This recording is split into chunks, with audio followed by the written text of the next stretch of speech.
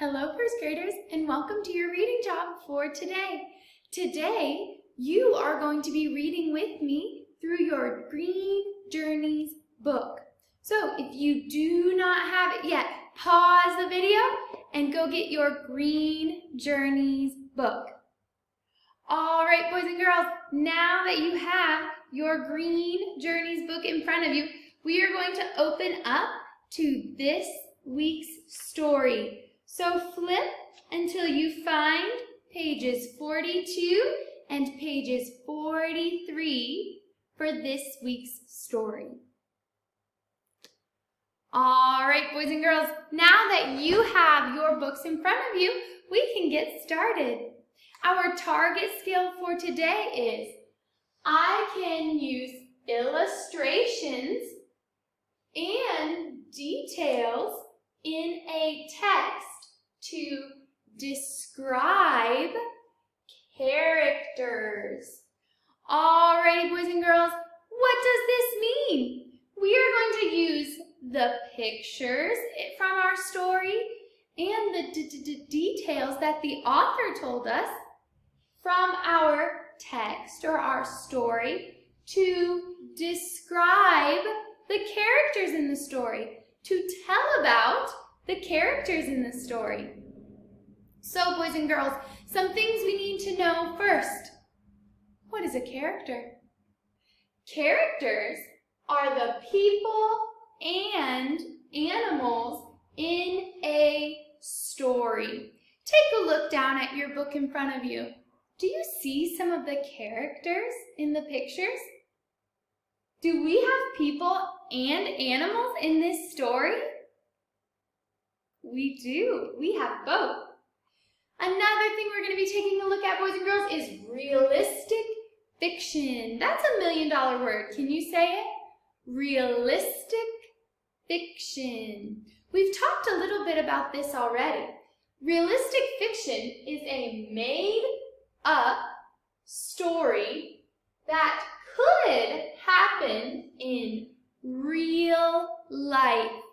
All right, boys and girls, I put minions here because made up means it's not real life.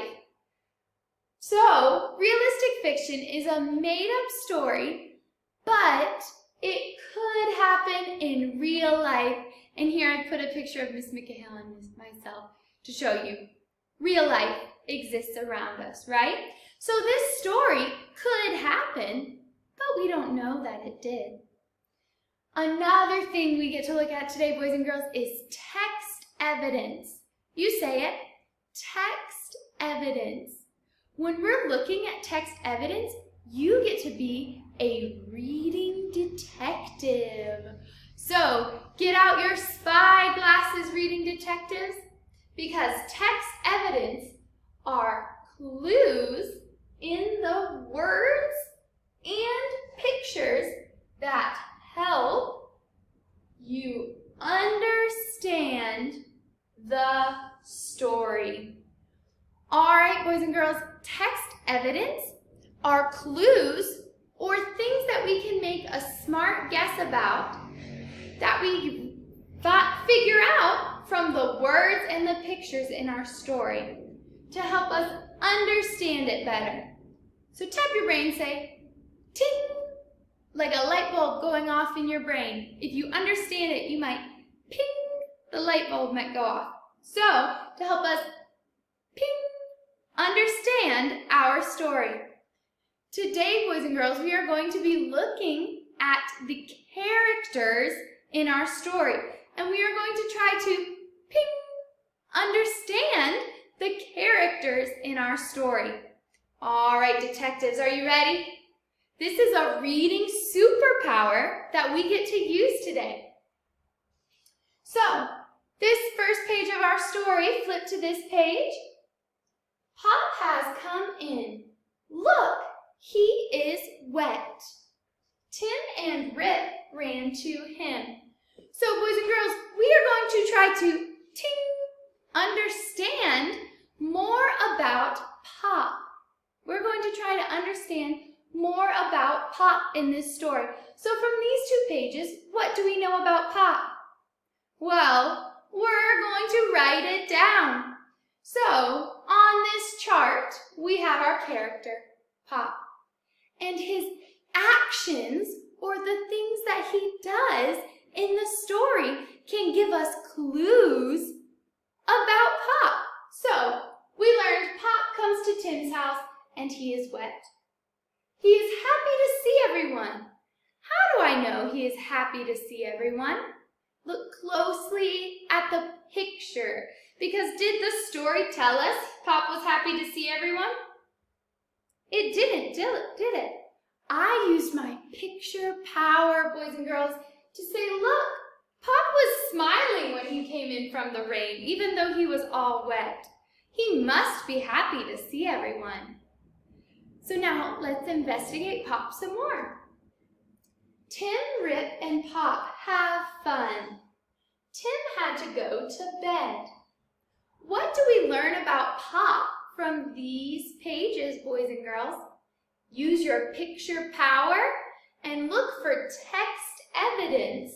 Look for clues in the story. So we learned that Pop plays with Tim and Rip. That is what he did, right? That was his action. What does that tell us about Pop? It tells us that Pop has a kind heart and that he cares for Tim and Rip if he's willing to play with them. Put your hands on your heart and say, "Aw." All right, on this page, what did Tim and Rip see? Tim hid in his bed. Rip hid too. Did we learn anything about Pop on these pages? No, we didn't. We don't learn anything about Pop on these pages, so we're going to go to the next one.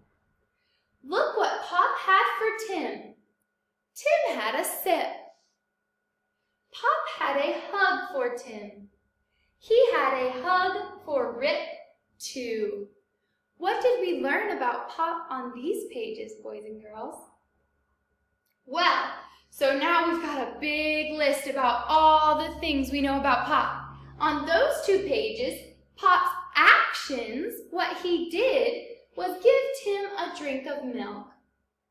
And he gave hugs to Tim and Rip. What does this tell us about Pop, boys and girls? It tells us that he cares for both Tim and Rip, right? He saw that they were scared, and so he wanted to do something to help them. All right, boys and girls, on this last page, it said, Pop sat with Tim and Rip. What does this tell us about Pop? We know that Pop's actions, what he did, was sit with Tim and Rip. Put your hands on your heart. What do you think Pop feels at the end of this story? What can we guess, or what can we figure out about Pop from the end of this story? Pop cares for Tim and Rip, right? Even after they fell asleep, he sat with them so that they would not get scared again. Alrighty, boys and girls. So now I would like for you to do a repeated reading. Read this story one more time. And this time, I want you to investigate Tim. As you read, what can you understand about Tim using your picture power and investigating the text with investigating the words by looking at what the character did? All right.